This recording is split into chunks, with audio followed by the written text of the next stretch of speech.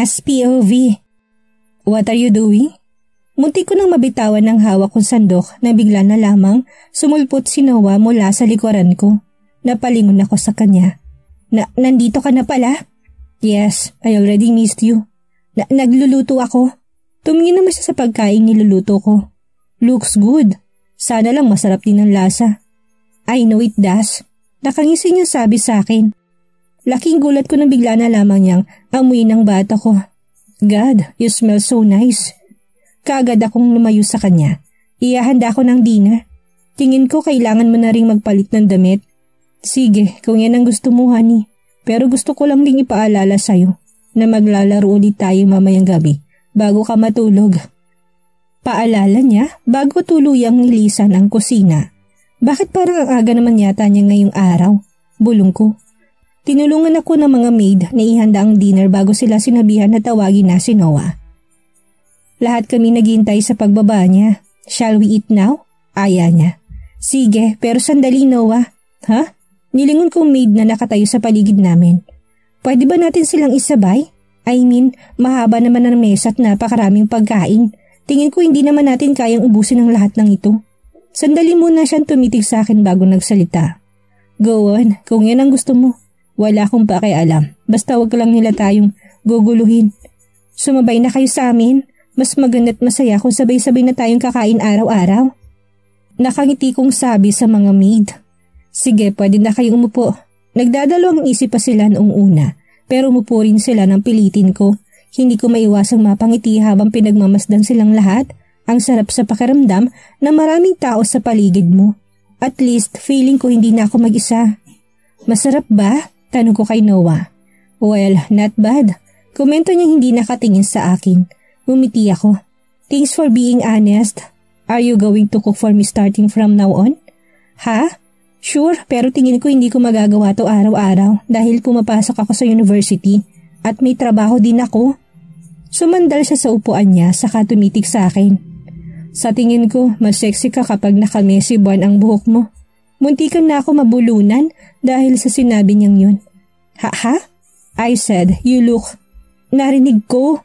Hindi mo na kailangan sabihin pa dito, nakakahiya. Bulong ko. Tumawa na naman siya. You're adorable when you're flushed. Ano? Hindi, tumigil ka na nga. Nakita ko mga maid sa paligid namin na nakatingin sa amin habang nakangiti. Gustong-gusto talaga ni Noah na inaasar ako sa harap ng maraming tao. Where's Noah? Napatigil kaming lahat sa pagkain nang bigla na lamang na marinig ang boses ng isang lalaki mula sa living room. Napatingin ako kay Noah na bumuntong hininga na lamang. Lahat ng mga maid ay nagsitayuan na may dalawang tao na pumasok sa dining room. Pati ako'y tumayo na rin. Isang babaeng nasa 30 ng edad at may blonde na buhok suot ang isang red silk dress ang dumating kasama isang lalaki may suot na black suit. Napatingin sila sa akin pero ibinaling din kaagad ang atensyon kay Noah na nakaupo sa upuan niya habang kumakain. Noah, tawag sa kanya ng babae. Anong ginagawa mo dito? Anong kailangan mo sa akin? Tanong ni Noah nang hindi nakatingin. Mapaklang tumawa ang lalaki. You never really change. Hindi mo malang ba kami aayain na mag-dinner? May sarili kang bahay. Bakit hindi ka kumain dun? Balita ko nagpakasal ka last month. Nasaan yung babae? Tanong naman ng babae sa katumingin sa akin. Siya ba? Tumayo si Noah.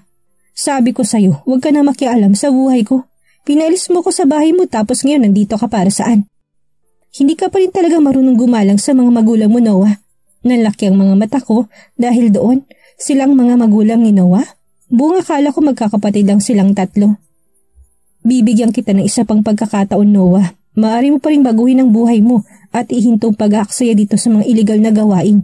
Maaari kang mag-aral mulit maging isang doktor o maaari mo rin kunin ang aking lugar bilang CEO ng ating kumpanya. Alam kong kaya mo yan, Noah. You are intelligent child and you have the potential to. Hinihiling mo bang bumalik ako dahil tinalikuran ka na rin ng paborito mong anak? O baka, kailangan mo ng isang taong maaari mong kontrolin para matupad ang sarili mong plano. Nabubuhay na ako sa pinakamainam na buhay ko ngayon at hindi ko hayaan na kontrolin mo ulit ang lahat. I don't need you. How dare you to say that to your father? Laking gulat naming lahat na bigla na lamang sinampal ng mami niya si Noah. Sa sobrang lakas nun, tila ba umalingaw-ngaw ang tunog sa buong dining room. You really are the worst son we could ever have. Kung gusto mo sayangin ang buhay mo't magpakagago, sige, gawin mo. Walang-wala ka talaga kung ikukumpara sa kuya mo. You know what? Pinagsisisihan kong maging mami mo. From now on, kalimutan mong mga magulang mo kami. Galit na sigaw ni Mrs. Escobar kay Noah bago tuluyang lisanin ang dining room. Naiwan kaming lahat na nakatulala. Checkmate. Seryosong pagdedeklara ni Noah na wala malang ngisi gaya ng karaniwan niyang ginagawa sa tuwing nananalo siya sa laro namin. Bumuntong hininga lamang ako. Mananalo pa ba ako sa'yo? It's your fault. Dapat humiling ka malang sa isang mas mahusay na coach na magturo sa'yo kung paano maglaro ng chess. Slow learner lang talaga ako. Wala siyang kasalanan. Come here. Utos niya, dahan-dahan naman akong lumapit sa kanya. Ngayon ay magkaharap na kaming dalawa habang nakaupo sa couch niya. Diretso muna siyang tumitig sa mga mata ko bago pinasadahan ng tingin ang buong katawan ko. I already conquered your neck, ears and hands. What shall I conquer next? Kagad na bumili sa pagtibok ang puso ko nang dumapon tingin niya sa mga labi ko. Do you know how much I want to own your lips? Napakagat ako ng labi saka nag-iwas ng tingin sa kanya. Hindi ko naman alam na napansin pala niya yon. Want me to bite it for you? Ano? Just kidding. Kahit gaano ko kagustong matikman ng bawat pulgada ng iyong bibig, mas gusto ko pa rin ito sakupin ng huli. Anong silbi ng paghuli doon kung makukuha niya rin naman? Isa pa, 2 beses niya na nga akong hinahalikan. Teka lang, bakit parang gusto kong halikan niya ako ulit? No way. I'll choose this one instead. Aniya sa kahinawakan ng buhok ko. Ang buhok ko? Simula ngayon akin ang buhok mo. Ako magdedesisyon kung ilulugay mo to o itatali. Walang pwedeng humawak sa buhok mo maliban sa akin. Whatever. Tugon ko na lamang. Nagulat na lamang ako nang bigla niyang mahinang hinilang buhok ko sa kanilapit ang mukha niya sa leeg ko. You don't know how addicted I am to your smell, Kiana. Bulong niya na siyang na otomatikong nagpanginig ng buong katawan ko. Ramdam kong hininga niya sa leeg ko na tila ba kumikiliti sa iba't ibang bahagi ng katawan ko. Hindi ko naiwasang mapaungol na simulan niyang mahinang kagatin ang tenga ko. Kumapit lamang ako sa t-shirt niya para hindi ako mapahiga sa couch. Maya-mayang mga labi niya napunta sa leeg ko. Hinalik-halikan niya yun saka mahinang kinagat habang hinahaplos ang buhok ko. Hindi ko rin alam kung bakit pero tanging kakaibang kasiyahan lamang ang nararamdaman ko na para bang ayaw ko siyang huminto sa ginagawa niya. That's all for now. Halos mahila ko siya pabalik sa akin nang bigla na lamang siyang huminto sa ginagawa niya. Okay, tugon ko habang iniiwas ang tingin mula sa kanya dahil ramdam kong pamumula ng buong mukha ko. You should go to sleep now, Kiana. Tumango lamang ako. Inayos kong buhok at damit ko at saka tumayo nang bigla na lamang ako may naalala. Oo nga pala, Noah. Ha? Silang parents mo hindi ba? I mean, yung 2 nagpunta rito kanina lang. Yes, mabilis niyang sagot. Kamukha mo yung mama mo, except nga lang sa buhok niyang mahaba. Mukha rin siyang stricto kagaya mo. Kaya lang, you should sleep now. Pagpuputol niya sa akin, tumingin ako sa kanya. Tingin ko kailangan mo humingi ng tawad sa kanila. What? Yung mga salitang sinabi mo sa kanila, kailangan mong bawiin. Magulang mo pa rin sila. Wala akong pakialam sa kanila. Dapat may pakialam ka sa kanila, magulang mo sila.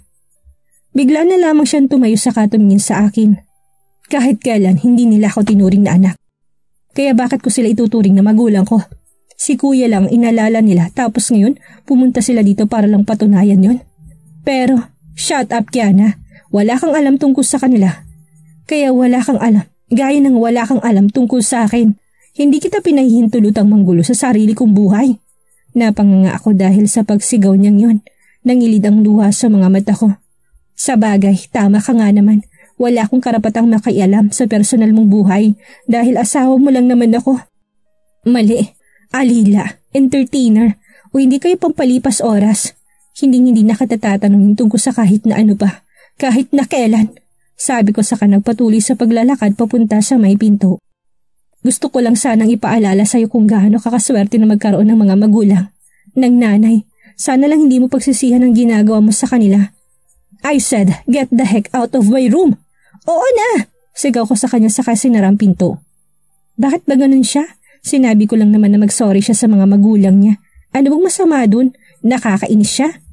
Nang makarating ako sa kwarto ko'y kaagad kong nahiga sa kama sa kaniyakap ang unan ko habang patuloy sa pag-agos ang luha mula sa mga mata ko. Bakit ba ako umiiyak? Napakaswerte niya dahil meron pa siyang mga magulang na nag-aalala sa kanya. Meron pa siyang nanay na nagmamahal sa kanya. Habang ako walang may pakialam sa akin, walang may pakialam sa nararamdaman ko kung ano mang nangyayari sa akin. Wala akong taong pwede kong takbuhan kapag nalulungkot ako o kailangan ko ng tao sa tabi ko. Maaga pong umalis si boss, Miss Kiana, sabi sa akin ni Vexon pagkababa ko sa suot kong uniform. Tumango naman ako. Ganun ba? Ano, punta na tayo sa school? Opo, Miss Kiana.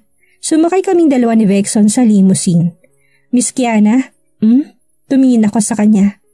Alam kong wala akong karapatang itanong ito sa inyo, pero nag-away ba kayong dalawa ni boss? Nalaki mga mata ko nang tanungin niya yon. Iniwas kong tingin ko mula sa kanya saka ako nag-pout. Sinabi ko lang naman sa kanya na mag-sorry sa mga magulang niya. I mean, kung hindi niya siya tinrato ng mabuti, magulang niya pa rin naman sila, hindi ba? Bumuntong hininga si Vexon saka tumingin sa akin. Tama ka, Miss Kiana, magulang siya ni boss. Pero hindi mo rin siya masisisi. Bakit naman? Lumaki siya ng binabaliwala ng mga magulang niya. Kahit kailan hindi sila nagkaroon ng pakialam kay boss dahil mas gusto nilang kuya nito. Mula pa lamang ng bata siya, nasanay na si boss na mag-isa't maging panghuling anak. Kahit na gaano pa karaming mga achievement ang makuha niya, never nila siyang binigyan ng compliment. Hindi ko naiwasang malungkot para kay Noah. Pero kahit na, wala akong makitang dahilan para tratuhin ng gano'n ng mga magulang niya. Naiintindihan ko po kayo, Miss Kiana. Pero napagdesisyonan na ni boss na umalis sa pamilya nila. Tingin ko, kailangan niyo po siyang kilalanin pa para malaman niyo po kung ano pinanggagalingan ng galit niya. Paano ko naman magagawa yun kung kada tatanungin ko siya about sa family niya, iniiba niyang usapan o kaya naman sinisigawan ako? Kailangan niyo po munang kunin ang tiwala niya, Miss Kiana. Ibig mong sabihin, may kuya si Noah? Shh, Kriza, huwag ka masyadong maingay, bulong ko. Sorry na, hindi lang kasi ako makapaniwala na ang mafia boss na yun ay may kuya. Na-imagine mo na ba kung gaano kahat ang kuya niya? Oh my God, ngayon pa lang naglalaway na ako. Umiling-iling ako. Kriza, kahit kailan hindi yan sumagi sa isip ko. Sigurado naman akong gaya lang din niyang kuya niya, masungit. Yun nga ang dahilan kaya siya hot. Nagpuntang mga magulang niya kahapon para sabihin sa kanyang magtrabaho na lang siya para sa kumpanya nila. Pag-iiba ko ng usapan. Kumpanya ng papa niya? Pero hindi ba't may sarili na rin naman siyang kumpanya? Tumango ako. Tama ka, pero siguro ibig sabihin ng mga magulang niya ay mag-quit na siya sa pagiging mafia boss niya. Bakit naman? Hindi ko rin alam. Siguro dahil gusto nilang gumanda ang future niya. O baka naman kasi nakita nila kung gaano kagaling si Noah sa pagpapatakbo ng company kaya gusto nilang magtrabaho siya para sa kanila. Para sa sarili nilang kasiyahan yun, Kiana. Hindi ako kaagad na nakapagsalita. Dahil sa sinabi ni Kriza may point nga naman siya. Alam mo, Kiana, pareho kayong dalawa ni Noah. Pareho kayong galing sa masamang pamilya. Isang pamilyang walang pakialam sa inyo sa mga gusto nyo. Bumuntong hininga ako. Oo nga pala, kailangan kong bumisita kina Dad at Spencer bukas. Matagal-tagal na rin kasi mula nang huli kami makita. Namimiss ko na talaga sila. Tingin mo ba namiss ka rin nila? Kriza, joke lang. Sigurado naman akong namiss ka rin nila. Namiss nila yung tagalinis, tagalaba, tagalutot, tagagawa ng mga gawaing bahay. Sure ako namimiss ka nila. Napapailing na lamang ako dahil sa sinabi ni Kriza. Oo nga pala, tingin ko kailangan ko magpunta sa infirmary. Ang sakit kasi ng ulo ko magmula pa kaninang umaga. Oh my God, Kiana! Ano pang nararamdaman mo? Nahihilo? Nasusuka? Kriza, walang nangyari sa amin ni Noah. Wala kailanman. Nanunukso siyang tumingin sa akin. Talaga ba? Hindi pa huli para bawiin mo yan? At bakit ko naman babawiin? Baka pagsisihan mo sa huli. Alam mo na, tumayo ako. Hindi ko pagsisisihan yun. Ibibigay ko lang virginity ko sa taong mahal ko. Talaga? Ibig bang sabihin doon sa lalaking dahilan kung bakit ka pupunta sa infirmary ngayon? Kagad mo lang buong muka. Kung ano-anong pinagsasabi mo, Kriza. Sige na, hintayin mo na lang ako sa classroom natin. Okay, bye ganda. Gustong-gusto talaga akong inaasar ni Krisa May kahit na kailan. Minsan hindi ko rin maisip kung paano namin napapakisamahan ang isa't isa. Kung sa bagay, hindi naman kami magiging best of friend kung hindi siya ganon. Hi there, Kiana. Kaagad ko nakita si Julius na nakangiti sa akin pagkapasok ko po lamang ng infirmary. Pakiramdam ko tuloy hindi ko na kailangan ng gamot, kaya talagang nakakapagpagaling ng ngiti niya. Dr. Torres, pwede po ba akong humingi ng gamot? Tingin ko kasi lalagnatin ako. Kaagad siyang tumayo sa naglakad palapit sa akin. Talaga, tingnan ko nga. Nagulat ako nang bigla niyang pinakiramdaman ng noo ko gamit ang palad niya. Napakalambot ng palad niya at sobrang lapit niya sa akin na sa tingin ko'y matutunaw na ako. Nakahinga lamang ako ng maayos nang lumayo sa akin. May sinat ka. Kailangan mo magpahinga at uminom ng maraming tubig, Kiana. Meron din akong gamot na pwede mong inumin. Kailangan mo magstay dito sandali. Pero may klase pa kami. Ayos lang, ako na lang magsasabi sa mga lecturer nyo. Wala rin naman akong nagawa kung hindi pumayag dahil hindi rin talaga maganda ang pakiramdam ko. Okay.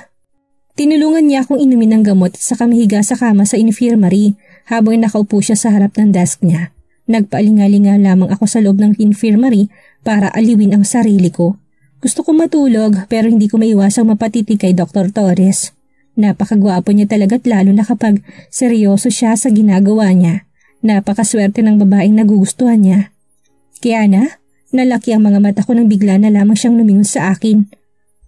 Dr. Torres, pwede ba ako magtanong tungkol sa kapatid mo?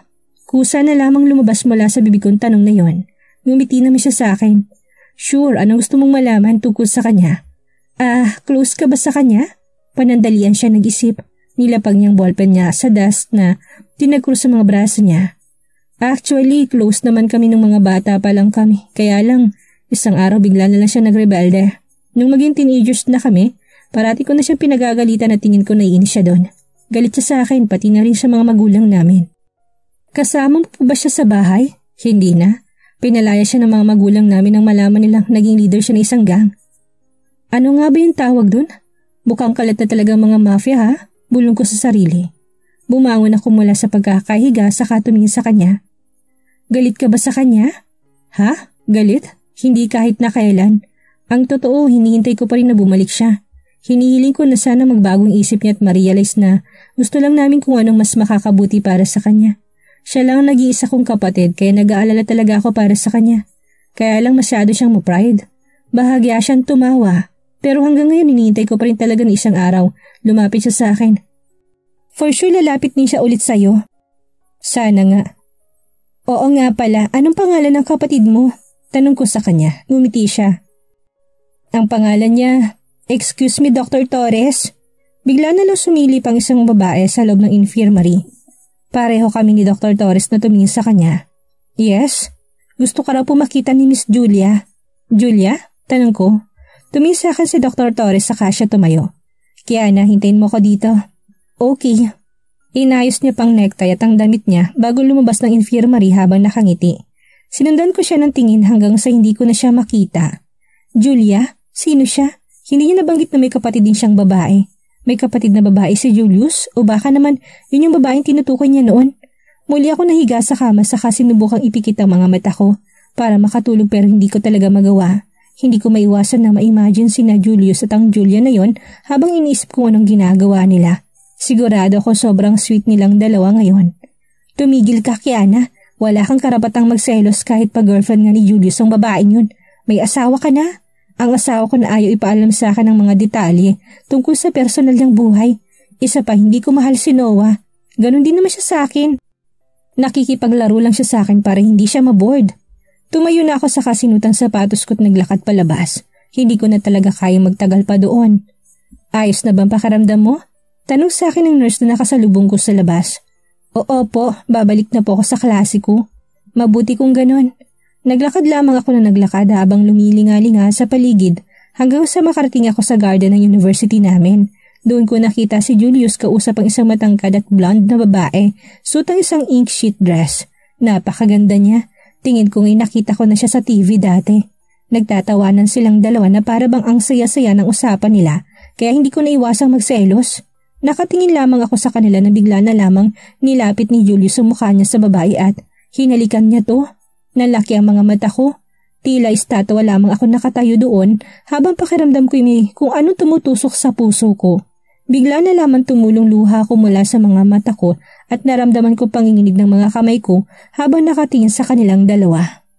Kiana, plano mo bang matulog dito? Sigurado kung hinahanap ka na ng asawa mo, sabi sa akin ni Crizami. Walang pakialam sa akin si Noah, okay? Wala rin akong pakialam kahit na magalit pa siya sa akin. Bumuntong hininga siya. Pasado 9:00 na tingnan mo sarili mo, 4 na bote ng whiskey pang naiinom mo. Lasing ka na. Pwede mo na lang akong iwanan dito kung may gagawin ka pa, Kriza.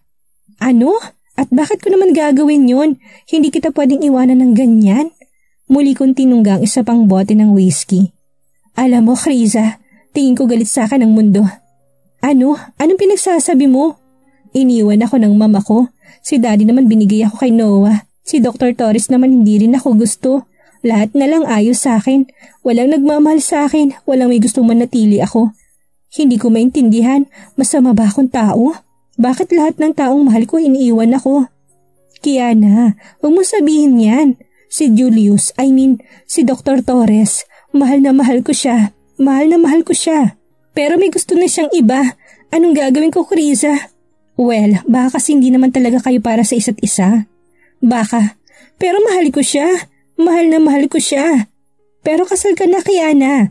Kasal ka na kay Noah Escobar. Siyang dapat na pinagtutuunan mo ng pansin. Siyang dapat na nakakakuha ng pagmamahal mo. Umiling-iling ako. Mahal na mahal ko si Julius. Hay, Kiana. Muli ako tumangga ng alak habang patuloy ang pag-agos ng luha mula sa mga mata ko. Hindi ko alam na ganito pala kasakit na broken-hearted. Alam ko namang hindi ako mamahalin ni Julius pero bakit umasa pa rin ako na mapapansin niya rin ako balang araw? Ang tanga ko talaga? Sino ba naman ang magmamahal sa isang babaeng gaya ko? Sino nga kayang kapatid ni Dr. Torres?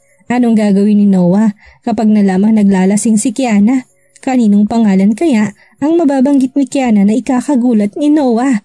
Yan ang ating aalamin sa susunod nating kabanata.